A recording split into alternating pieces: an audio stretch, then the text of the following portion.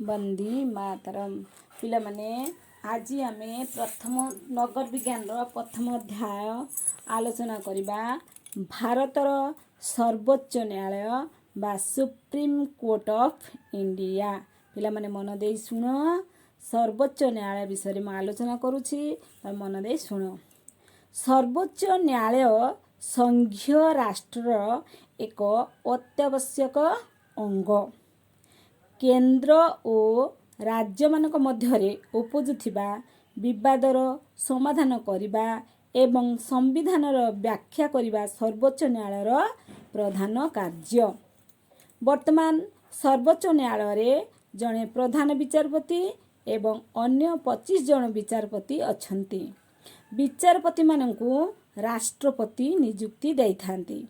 प्रधान विचारपति नियुक्ति समय राष्ट्रपति आवश्यक मने कले सुप्रीम कोर्ट बा सर्वोच्च न्यायालयर अन्य विचारपति और राज्य उच्च न्यायालयर विचारपति सहित परामर्श करिथांती।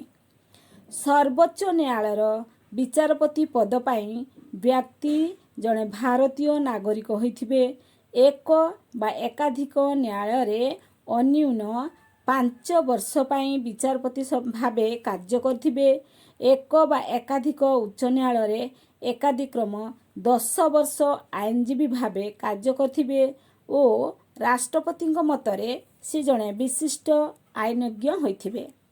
जड़े विचारपति प्रमाणित असाधारण किंबा शारीरिक असामर्थ्य कारणरू संसदर अनुमोदन क्रमे राष्ट्रपति द्वारा पदच्युत होती। एही पद्धति अत्यंत जटिल। विचारपतिंकर पदच्युति प्रस्ताव संसदर उभय गृहरे प्रत्येक गृहर सर्वमोट सदस्यंकर अर्धाधिक संख्यागरिष्ठ समर्थन तथा उपस्थित सभ्यमानकर 2/3 संख्यार समर्थन द्वारा गृहीत हेले राष्ट्रपति तांको पदच्युत करि पारिबे। पिला माने मन रख, आम देशर सर्वोच्च न्यायालय सुप्रीम कोर्ट 1950 मसीहा जनवरी मास 26 तारिख रे जन्म नेथिला। यह कोठी अवस्थित जानते पिला माने? ए सुप्रीम कोर्ट, आम देशर सुप्रीम कोर्ट कोठी अवस्थित?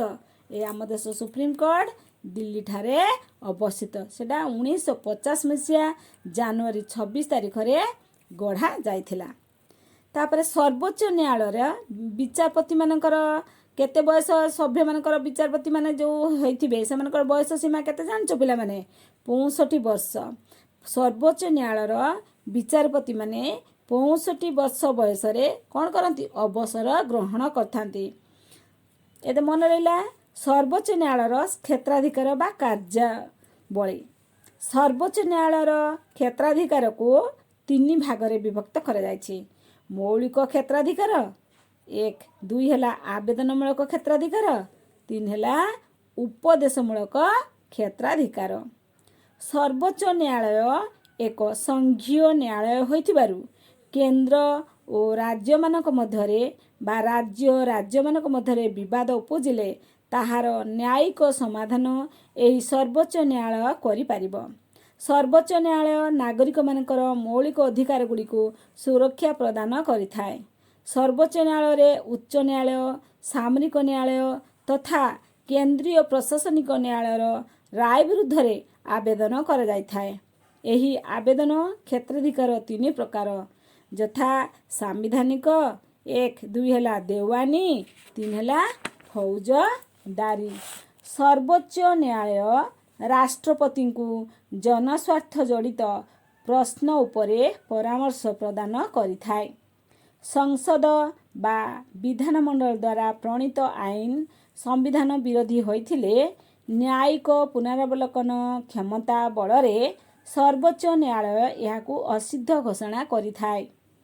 कार्यपालिका और व्यवस्थापिकार जनस्वार्थ विरोधी कार्यकलाप विरोध रे जनस्वार्थ संबलित मोकद्दमा सर्वोच्च न्यायालय रे आगत कर जाय पारे। पिला माने आमे तो नगर विज्ञान प्रथम अध्याय विषय पढ़ी सारिले। आमे नेक्स्ट थर को आमे यार प्रश्न उत्तर आलोचना करिबा। मु तुमर प्रश्न उत्तर गुडी को आलोचना करि देबी, तुमे ताको खाता रे लिखि देबो।